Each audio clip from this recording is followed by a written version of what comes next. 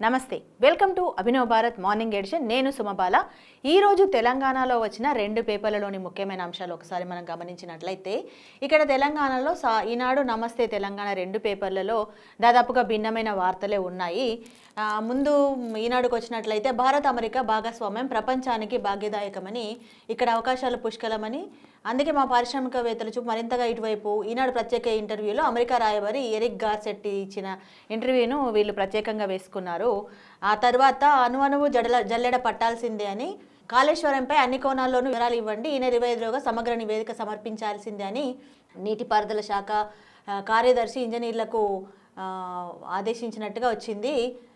ఏ ఒక్క అంశాన్ని దాచొద్దని సమీక్షలో సీఎం స్పష్టీకరణ. అంటే మేడిగడ్డకు సంబంధించి, కాళేశ్వరం మేడిగడ్డకు సంబంధించి ప్రభుత్వం మారినప్పటి నుంచి విపరీతమైన వివాదం నడుస్తున్న సంగతి తెలిసిందే. ప్రతిపక్షాలు కానీ ఇటు అధికార పక్షం కానీ అప్పుడు ఆ ప్రభుత్వ హయాంలో జరిగింది కరెక్టే, మా ప్రభుత్వ హయాంలో అవినీతి జరగలేదని వాళ్ళు అంటుంటే జరిగిందని శ్వేతపత్రం విడుదల చేయడం దగ్గర నుంచి తెలంగాణ ప్రజానికానికి కాళేశ్వరంలో ఏం జరిగింది, ఏం జరుగుతుందో, దాని మీద ఎంత వివాదం జరుగుతుందని తెలిసిందే. దానికి సంబంధించి దాన్ని అసలు వదిలిపెట్టం, అక్కడ ఏం జరుగుతుందో ప్రతి ఇంచు అంటే ఒక్క ఇసుక రేణు సహా అంత వివరణ ఇవ్వాల్సిందే అని రేవంత్ రెడ్డి అన్నట్టుగా దాని గురించి ఇచ్చారు. అయితే ఇక్కడ ఒక ఫోటో వేశారు. మేడిగడ్డ బ్యారేజ్ 7వ బ్లాక్లో గేట్ల వద్ద కొనసాగుతున్న ఇసుక తొలగింపు పనులు.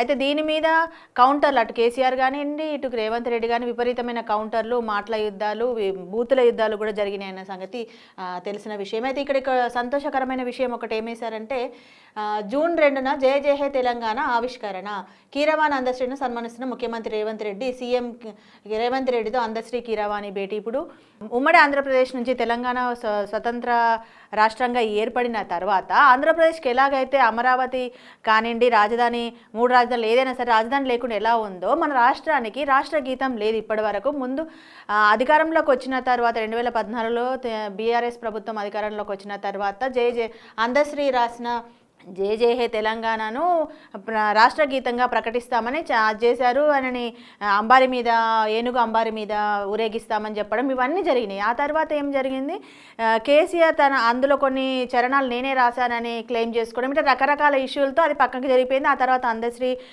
కూడా తను ఎక్కడ కనిపించలేదు, మాట్లాడలేదు. కానీ ఇప్పుడు కాంగ్రెస్ ప్రభుత్వం ఏర్పడిన తర్వాత ఆ గీతాన్ని రాష్ట్ర గీతంగా ప్రకటిస్తామని చెప్పడం నిజంగా తెలంగాణ ప్రజలు సంతోషకరమైన విషయమని మనం చెప్పుకోవచ్చు.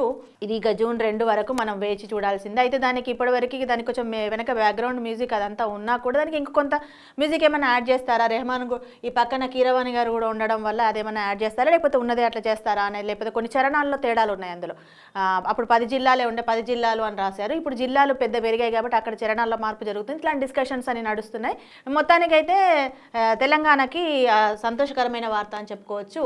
ఈ నమస్తే తెలంగాణకు వచ్చినట్లయితే, వీళ్ళు మొన్నటి నుంచి నమస్తే తెలంగాణ వాళ్ళు సన్నాల ఎత్తుకున్నారు సమస్యని. సన్నాలకు మాత్రమే బోనస్ ఇస్తామని ప్రభుత్వం అనింది అని చెప్పేసి అన్నారు. నిన్న దీనికి కౌంటర్ ఇచ్చారు రేవంత్ రెడ్డి. ఏంటంటే, లేదు, అన్నీ తడిచిన ప్రతి గింజ కొంటాము ఆయన చెప్పాడు, కానీ సన్నాలను మాత్రమే కొంటున్నారని, సన్నాలకే బోనస్ ఇస్తున్నారు అని చెప్పేసి వీళ్ళు పండని పంటకు కూడా బోనస్ అని ఉన్నారని చెప్పేసి హరీష్ రావు నిన్న ప్రెస్ మీట్లో చెప్పారు. అంతేకాదు, అన్ని రకాల ధాన్యానికి 500 బోనస్ ఇస్తామని చెప్పి ఇప్పుడు సన్నవడ్లకు మాత్రమే చెల్లిస్తామంటున్నారని రైతులు దిష్టి బొమ్మను తగలబెట్టడం ఒక ఫోటో వేశారు. మరో గ్యారంటీ బోగస్ అని రాశారంటే, కాంగ్రెస్ ప్రభుత్వము రాగానే డిసెంబర్ 3న అధికారంలోకి రాగానే 6 గ్యారంటీలు ఖచ్చితంగా అమలు చేస్తామని చెప్పింది. అయితే అందులో ఒక మహిళలకు బస్సుల్లో ఉచిత ప్రయాణం తప్ప ఇప్పటివరకు అంత పెద్దగా మిగతా ఏ గ్యారంటీ కూడా అమలు అవ్వలేదు. రైతు రుణమాఫీ కానీ, అది కానీ, రైతు బంధు కానీ. ఆ విషయంలోనే వీళ్ళు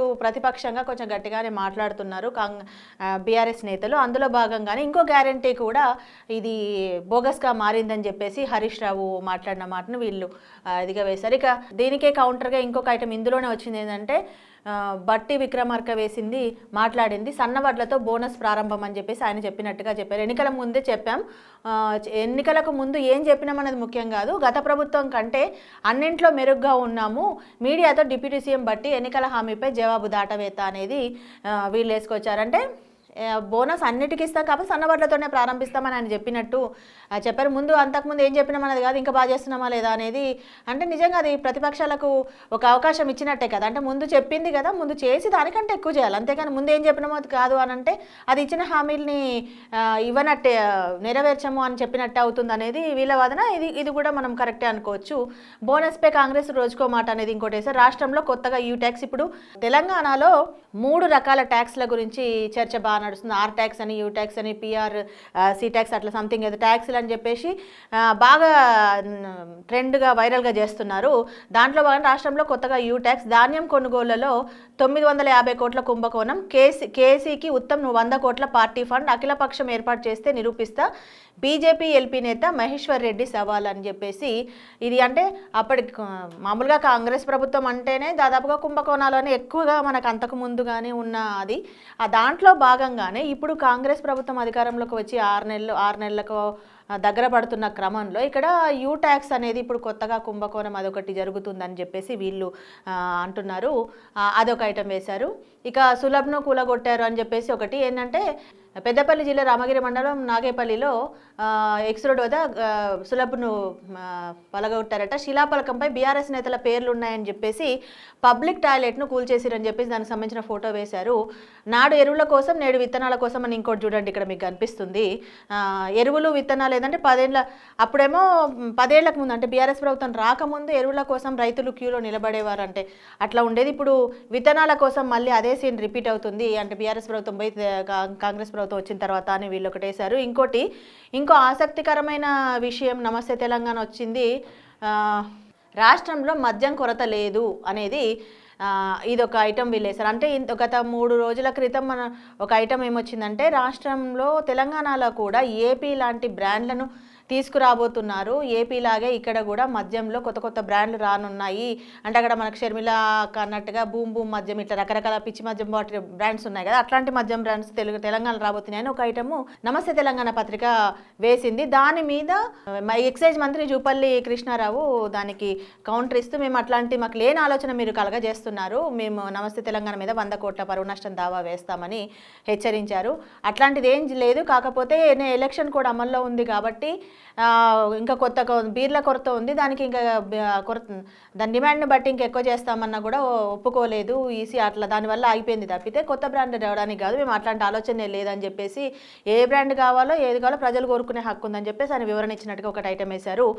ఇక ఏసీపీ అక్రమాస్తులు 3.5 కోట్లు. ఇది కుంభకోణానికి సంబంధించిన ఒక ఐటమ్. ఉమామహేశ్వరరావు ఆయన సంబంధికుల ఇళ్లలో ఏసీబీ రైడ్. ఏకకాలంలో 13 చోట్ల సోదాలు. భారీగా ఆస్తులు. సాహితీ ఇన్ఫ్రా కేసు దర్యాప్తులో డబ్బుల డిమాండ్ ఫిర్యాదులు. ఈయన గతంలో 2 సార్లు సస్పెండ్ అయ్యాడని చెప్పేసేసారు. సేమ్ ఇలాంటి వార్తే మనకి ఈనాడులో కూడా కనిపిస్తుంది. ఏసీబీ వలలో ఏసీపీ అని ఇక్కడ చూడండి, ఆయన ఫోటో వేశారు. ఇక్కడ ఆయన దగ్గర దొరికినవి చూశారు. 37.5 లక్షల నగదు, 60 తులాల నగలు లభ్యమయ్యాయట. 2 బ్యాంకు లాకర్లు, 17 ప్రాంతాల్లో స్థిరాస్తుల గుర్తింపు అని చెప్పేసి ఒక ఐటెం వేశారు. Hyderabad CCS ACP TS Umamaheswararao అవినీతి నిరోధక శాఖకు చిక్కారని చెప్పేసి వీళ్ళు ఒక ఐటెం వేశారు. ఇక ఇందులో ఇంకొకటి చాలా విషాదకరమైన వార్త ఏంటంటే, మాను రూపంలో మాటు వేసిన మృత్యు. నిన్న ఇది చూసే చాలా హృదయ విదారకంగా ఉంది. అంటే జస్ట్ ఏదో చికిత్స కోసం హాస్పిటల్కి వస్తే చెట్టు కూలిపోవడంతో భర్త చనిపోయాడు, భార్య తీవ్రంగా గాయపడింది. ఆ ఫోటో చూస్తుంటే చాలా విషాదంగా ఉంది. ఆ వార్త ఒకటి వీళ్ళు ముఖ్యంగా వేశారు. ఇది ఈరోజు తెలంగాణ మార్నింగ్ ఎడిషన్. రేపటి వార్తలతో మళ్ళీ కలుద్దాం. నమస్తే. నాయకులారా, మీ పనితనం మీ అధినాయకులకు తెలియజేయాలనుకుంటున్నారు. ప్రజలారా, మీ సమస్యలను మీ నాయకులకు తెలియజేయాలనుకుంటున్నారు. ప్రజా సమస్యల పరిష్కార వేదిక మీ అభినవ్ భారత్.